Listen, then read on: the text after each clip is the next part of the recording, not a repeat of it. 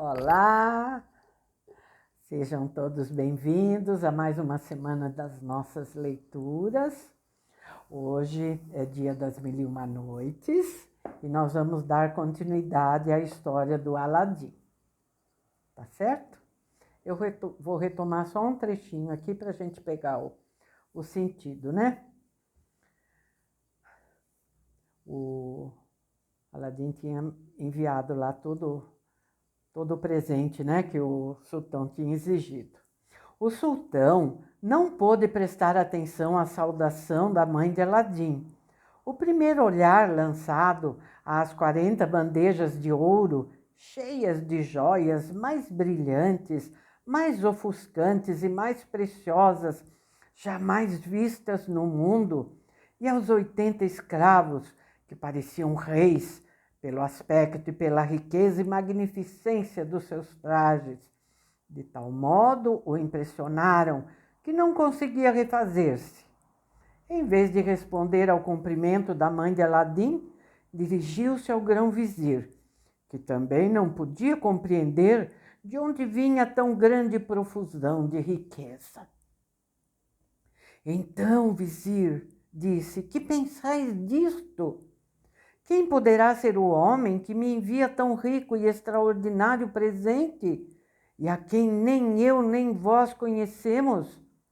Parece-vos indigno de casar-se com a princesa Badrubudur, minha filha? Embora o grão-vizir sentisse inveja por ver que um desconhecido se tornaria genro do sultão em vez do seu filho, não ousou dissimular o seu sentimento. Era visível demais ser o presente de Aladim mais do que suficiente para merecer ele ser admitido a tão alta aliança. Por isso respondeu ao sultão: Senhor, bem longe de pensar que aquele que vos faz tão digno presente seja indigno da honra que desejais dar-lhe.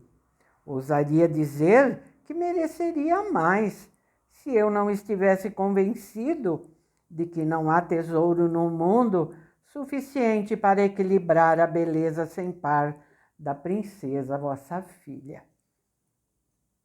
Os cortesãos, pelos seus aplausos, deram a conhecer que a sua opinião não diferia da do grão-vizir. O sultão não esperou mais, nem cuidou de se informar se Aladim possuía as outras qualidades convenientes ao homem que poderia aspirar a tornar-se seu genro. Diante de tantas riquezas e da diligência com que Aladim satisfizera a sua exigência, sem opor a menor dificuldade às exorbitantes condições apresentadas, convenceu-o de que nada faltava ao pretendente. Assim, para despedir a mãe de Aladim com a satisfação desejada, disse-lhe: Boa mulher, dizei ao vosso filho que o espero para recebê-lo de braços abertos e abraçá-lo. Quanto mais se apressar para receber das minhas mãos o presente que lhe faço da princesa minha filha, tanto mais prazer me proporcionará.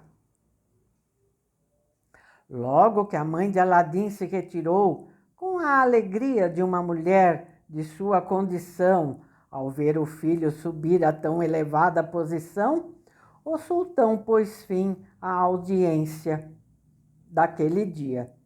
E, levantando-se do trono, ordenou aos eunucos destinados ao serviço da princesa que levassem as bandejas ao aposento de sua ama, para onde ele foi depois, a fim de examiná-las com calma. A ordem foi imediatamente executada pelo chefe dos eunucos. Os 80 escravos brancos e pretos entraram no palácio e pouco depois o sultão, que acabava de falar à princesa Badrubudur, ordenou que se apresentassem aos aposentos dela a fim de verificar que, longe de ter exagerado na descrição que acabava de fazer, lhe dissera muito menos que a realidade. Entretanto, a mãe de Aladim, chegando em casa, tinha uma expressão que bem patenteava a boa notícia. Meu filho, disse-lhe, tens toda a razão para estar contente, pois realizaste os teus desejos, o que eu não esperava. O sultão, com os aplausos da corte inteira, declarou que és digno de possuir a princesa Badrobudur. Espera-te para abraçar-te e realizar o casamento. Cabe a ti pensar nos preparativos para essa visita. A julgar, porém, pelas maravilhas que sabes operar, estou convencida de que nada te faltará. Não devo esquecer de dizer-te ainda que o sultão te espera com impaciência. Portanto, não percas tempo. Aladim, contentíssimo com a notícia, retirou-se para o seu quarto. Ali, depois de pegar a lâmpada que tantos serviços lhe prestara até então, esfregou-a. E quando o gênio, demonstrando-lhe toda a sua obediência, lhe apareceu, disse-lhe: Gênio, chamei-te para me mandares preparar um banho e aprontar-me o mais rico e magnífico traje usado até hoje. Mal acabou de falar, o gênio, tornando-o invisível como ele, levou-o a uma terma de mais fino mármore. Sem ver quem o servia, foi Aladim despido num salão espaçoso e limpíssimo. Do salão entrou em água moderadamente aquecida e ali foi esfregado e lavado. Depois de passar vários graus de calor, conforme os diversos quartos de banho, saiu completamente diferente do que entrara, com a pele fresca e branca e o corpo muito mais leve e disposto. No salão não achou mais o traje que lá deixara, pois o gênio o substituíra pelo pedido, que o encheu de assombro. Vestiu-se com o auxílio do gênio, admirando as várias peças, tão superiores eram ao que ele pudera imaginar. Quando acabou, o gênio tornou a levá-lo para casa e perguntou-lhe se tinha outras ordens. Sim, respondeu-lhe Aladim. Traga-me um cavalo que supere em beleza e qualidade o mais estimado do sultão e cuja gualdrapa, sela, bridão e arreios valham mais de 1 milhão. Traze-me, ademais, 20 escravos, tão ricamente trajados como os que levaram o presente, para me seguirem, e outros 20 semelhantes para me precederem. Traze para minha mãe 6 escravas, cada uma, pelo menos, tão ricamente trajada como as escravas da princesa Badrobudur, cada uma com vestido magnífico, como o da sultana. Além disso, preciso de 10.000 moedas de ouro em 10 bolsas. Eis o que peço. Vai e apressa-te. O gênio desapareceu e voltou logo depois com o cavalo, os 40 escravos, dos quais 10 carregavam uma bolsa de 10.000 moedas de ouro, e 6 escravas, cada uma das quais trazendo na cabeça um vestido diferente para a mãe de Aladim, envolto num tecido bordado de prata. Das 10 bolsas, Aladim pegou 4 que deu à sua mãe, dizendo-lhe que delas se servisse. As outras 6 deixou nas mãos dos escravos que as carregavam, com a ordem de guardá-las e de lançar punhados de moedas ao povo ao passarem pelas ruas rumo ao palácio do sultão. Ordenou-lhes também que caminhassem na rua, frente com os outros 3 à direita e 3 à esquerda. Finalmente apresentou a mãe as 6 escravas, dizendo-lhe que lhe pertenciam e que delas se servisse, assim como dos luxuosos vestidos. Quando Aladim acabou de dispor tudo, disse ao gênio, despedindo-o, que o chamaria se tivesse necessidade dos seus serviços. O gênio imediatamente desapareceu. Aladim cuidou de satisfazer o desejo que o sultão tinha de vê-lo.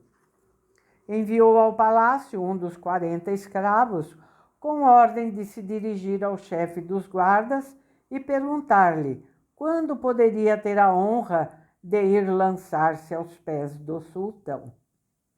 O escravo não demorou muito em executar a ordem e trouxe a resposta. O sultão esperava-o com impaciência. Aladim não hesitou em montar e pôs-se em marcha. Apesar de nunca ter montado a cavalo, fazia-o com tal graça que o cavaleiro mais experimentado não o teria tomado por novato. As ruas pelas quais passou encheram-se de uma multidão de gente, que fazia ecoar pelos ares exclamações e gritos de admiração cada vez que os 6 escravos que levavam as bolsas deixavam cair punhados de moedas de ouro à direita e à esquerda. Aquelas aclamações, porém, não vinham da parte dos que se empurravam e abaixavam para pegar as moedas, mas dos da classe superior do povo, que não podiam deixar de elogiar publicamente a generosidade de Aladim. Não somente os que se lembravam de tê-lo visto nas ruas não mais o reconheciam, como também os que o tinham visto, não havia muito, dificilmente o reconheciam.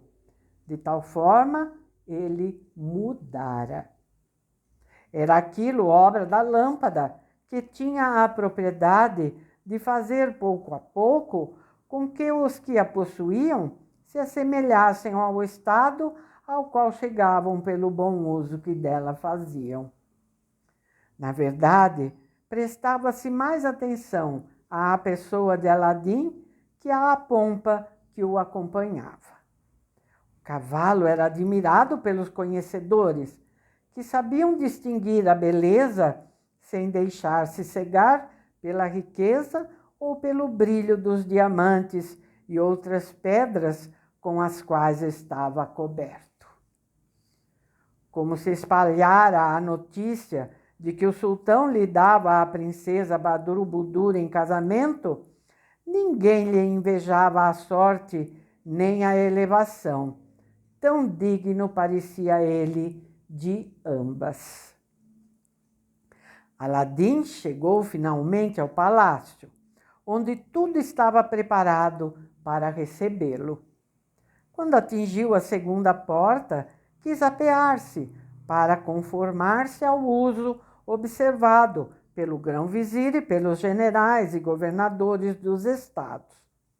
Mas o chefe dos guardas, que lá o aguardava por ordem do sultão, o acompanhou até perto da sala do conselho, onde o ajudou a apear-se, apesar de Aladim se opor fortemente. Entretanto, os guardas formavam uma ala dupla na entrada da sala. O chefe, pondo Aladim à sua direita, depois de fazê-lo passar pelo meio, o levou ao trono do sultão. Mal este percebeu Aladim, não ficou menos surpreso por vê-lo tão rica e magnificamente vestido do que pelo seu bom aspecto e certa expressão de grandeza muito distante da humildade com que sua mãe comparecera à corte. Mas a sua surpresa e o seu espanto não o impediram de se levantar e descer 2 ou 3 degraus bastante rapidamente, a fim de impedir que Aladim se prosternasse diante dele e a fim de abraçá-lo com demonstrações de amizade.